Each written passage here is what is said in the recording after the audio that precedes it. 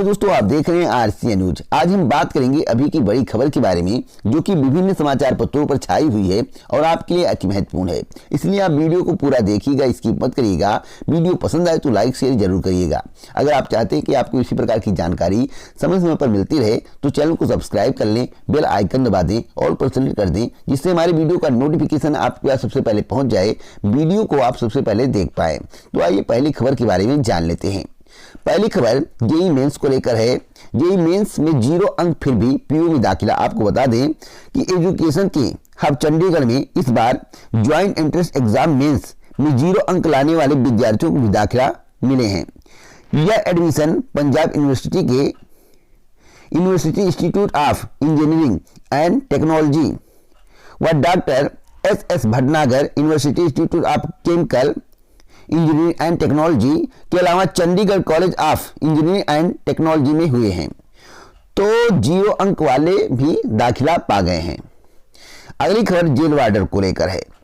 Jail वार्डर के पदों पर प्रतिनियुक्ति पर तैनात होंगे पीएससी कर्मी। जेलों में सुरक्षा कर्मी की कमी अब दूर होगी। शासन ने पीएससी कर्मियों को कारागारों में 2 साल की प्रतिनियुक्ति पर तैनात करने पर सहमति दे दी है। अगली खबर यूपी टीईटी 2020 को लेकर है। यूपी टीईटी 2020 के आवेदन में होगा बदलाव। जो मेरे द्वारा आपको बताया गया था वही हुआ है। जो बड़े बड़े विशेषज्ञ कमेंट कर रहे थे कि 28 फरवरी को परीक्षा तिथि की घोषणा कर दी गई है और तुम बता रहे हो कि 7 मार्च, तो उन विशेषज्ञों को मैं कहना चाहता हूं, जो बताता हूं उतना सुना करो, अपना ज्ञान यहां पर मत बांटा करो। मैं आपको जानकारी दे रहा हूं, मैं वीडियो बना रहा हूं, आप उसी वीडियो को देखते हो और ज्ञान ज्यादा देते हो कमेंट बॉक्स में। तो ज्ञान देने की कोशिश मत करो। अगर आपकी पकड़ है, अगर आपको सब लोग जानते हैं, आप मीडिया कर्मी हो या कुछ भी हो, तो जाकर पीएनपी में बात करो कि आवेदन प्रक्रिया कब शुरू होगी और परीक्षा कब होगा। बातों को समझने का प्रयास करो। इसलिए मैं कहता हूं कि वीडियो पूरा देखा करो, एक बार भी स्किप मत किया करो। हर एक जानकारी इस चैनल के माध्यम से आपको सही और सटीक दी जाती है, समझाने का प्रयास किया जाता है। हर एक जानकारी आपके लिए बहुत ही महत्वपूर्ण होती है। यहां पर लिखा हुआ है कि उत्तर प्रदेश शिक्षक पात्रता परीक्षा 2020 के लिए आवेदन प्रक्रिया अब नए साल में ही शुरू होने के आसार हैं। वजह है शासन ने अभी तक प्रस्ताव पर मुहर नहीं लगाई है। सोमवार को परीक्षा संस्थान व एनआईसी की बैठक है। इसमें ऑनलाइन आवेदन लेने की समय सारणी तय हो सकती है। देरी से निर्णय का असर परीक्षा तारीख पर पड़ सकता है। पहले परीक्षा फरवरी के अंत में कराने की तैयारी थी।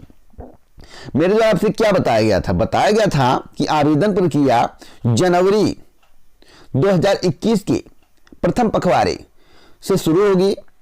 परीक्षा 28 फरवरी को होने की उम्मीद कम है। परीक्षा 7 मार्च को होगी। 7 मार्च की डेट मेरे द्वारा आपको सबसे पहले बताई गई थी। और मैं आपको बता दूं कि 28 फरवरी के संबंध में पीएनपी के द्वारा शासन को प्रस्ताव भेजा गया है, लेकिन मुहर नहीं लगी है। मुहर तभी लगेगी जब महत्वपूर्ण बैठक हो जाएगी।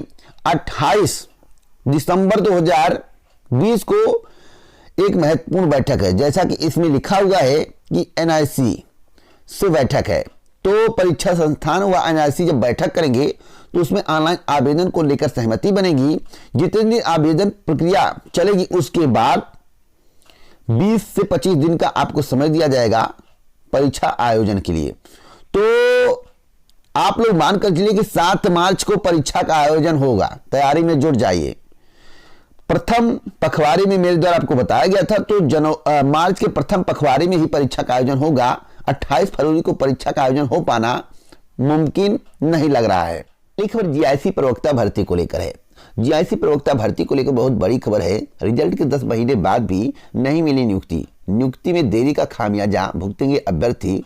वरिष्ठता का नहीं मिलेगा लाभ। आपको बता दें कि राजकीय इंटर कॉलेज में प्रवक्ता के लिए 2014-15 में घोषित पदों पर 5 वर्ष बाद इस साल फरवरी मार्च में रिजल्ट तो जारी हो गया, लेकिन चयन के बाद भी अभ्यर्थियों को नियुक्ति नहीं मिल सकी है। 27 सितंबर तक अल्टीमेटम दिया गया है, क्योंकि 22 दिसंबर 2020 तक नियुक्ति पत्र मिल जाना था, लेकिन अभ्यर्थियों को द्वारा अल्टीमेटम दिया गया है 27 दिसंबर 2020। 27 दिसंबर 2020 तक इंतजार करेंगी नियुक्ति पत्र के लिए। अगर नहीं मिलता है तो इसके बाद माध्यमिक शिक्षा निदेशक कार्यालय लखनऊ पर होगा महाधरना। तो अब देखना होगा कि इस धरने से कितना असर पड़ता है। वैसे इस सरकार में जो भी काम होता है वह विलंब से ही होता है, इसमें दो राय नहीं है।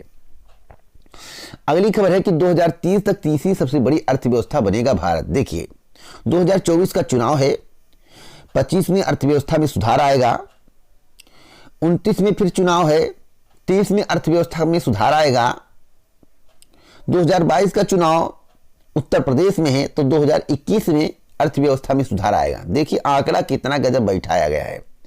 जो आंकड़े दिए जाते हैं, अब कैसे दिए जाते हैं, कहां से निकाले जाते हैं कि इस तरह के आंकड़े बैठते हैं। कभी भी चुनाव से 3 साल पहले अर्थव्यवस्था में सुधार नहीं आता है, आप इसको नोट कर लीजिएगा। अगली खबर की आरक्षण की मांग पर अड़े दिव्यांग अभ्यर्थी। 69,000 सहायक अध्यापक भर्ती का मामला है। 69,000 सहायक अध्यापक भर्ती में आरक्षण के मानकों का पालन नहीं किए जाने के विरोध में दिव्यांग अभ्यर्थी का धरना 23वें दिन भी शनिवार को जारी रहा। अभ्यर्थियों की मांग है कि सरकार शिक्षक भर्ती में 4% आरक्षण लागू करने के साथ पूर्व की भर्ती में बैकलॉग के जरिए खाली पदों को भरे।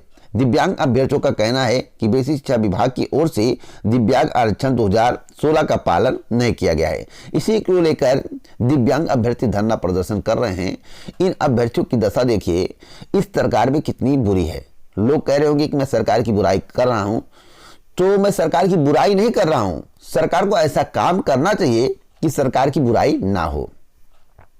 अगली खबर 10वीं और 12वीं की परीक्षाओं को लेकर है, जिसके संबंध में निशंक के द्वारा जानकारी दी गई है। 10वीं और 12वीं की बोर्ड परीक्षाओं की घोषणा 31 दिसंबर 2020 को होगी। केंद्रीय शिक्षा मंत्री रमेश पोखरियाल निशंक ने शनिवार को यह जानकारी दी है।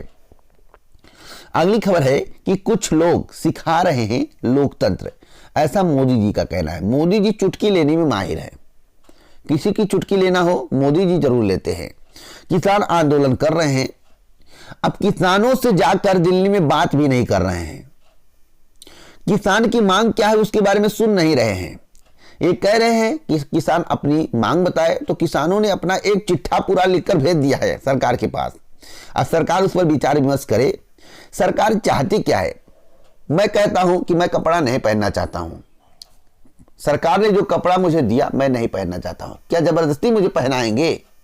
उसी प्रकार से जो कृषि कानून है, अगर किसान स्वीकार नहीं कर रहे हैं तो क्या जबरदस्ती कृषि कानून आप पास करेंगे? या तो तानाशाही हुआ। अगर किसान कह रहे हैं कि नहीं कृषि कानून सही नहीं है तो सही नहीं है, मत लागू करिए। क्यों लागू कर रहे हैं? और जो आप किसानों को दिखाते हैं कि जनसंवाद करते हैं, आप उसमें जाकर देख लीजिए, जमीनी हकीकत देख लीजिए, एक भी किसान वहां नहीं होते हैं। जितना बीजेपी के द्वारा दावा किया जाता है उतना कुछ भी होता नहीं है। अगली खबर है कि अंतिम चरण में कोरोना टीकाकरण की तैयारी, जल्द होगी घोषणा।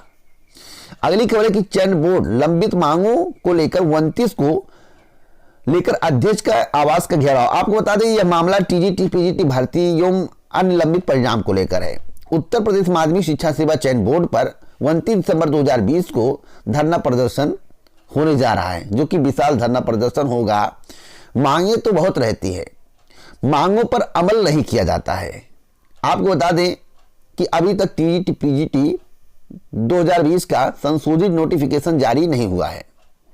जो जानकारी मुझे मिली थी कि 27 दिसंबर के बाद और 31 दिसंबर तक संशोधित नोटिफिकेशन जारी कर दिया जाएगा। मैं बार बार यही बात कई वीडियो में बोला हूं, तो आप लोग 27 से 31 दिसंबर का इंतजार करें। इसमें जो लिखा हुआ है कि उत्तर प्रदेश माध्यमिक शिक्षा सेवा चयन बोर्ड की ओर से लंबित परीक्षा परिणाम को जारी करने की मांग को लेकर प्रतियोगी छात्र 29 दिसंबर 2020 को 11 बजे चयन बोर्ड अध्यक्ष के आवास का घेराव करेंगे। प्रतियोगी छात्रों का कहना है कि चयन बोर्ड अध्यक्ष अपने कार्यालय में मिलते ही रही, इस कारण से अब उनके आवास के घेराव का निर्णय लिया गया है। प्रतियोगी छात्र सामाजिक विज्ञान का साक्षात्कार शुरू कराने, साक्षात्कार के बाद रोके गए परिणाम घोषित करने एवं संशोधित विज्ञापन जारी करने की मांग को लेकर ज्ञापन देंगे। तो मैं आपको बता दूं कि संशोधित विज्ञापन जो टीजीटी पीजीटी का है वह 27 दिसंबर से 31 दिसंबर के बीच जारी कर दिया जाएगा। अगली खबर प्राइवेट परीक्षा को लेकर है। प्राइवेट परीक्षा खत्म होने से छात्र आक्रोशित। आपको बता दें कि महात्मा गांधी काशी विद्यापीठ से प्राइवेट परीक्षा की सुविधा खत्म करने से छात्रों में आक्रोश है।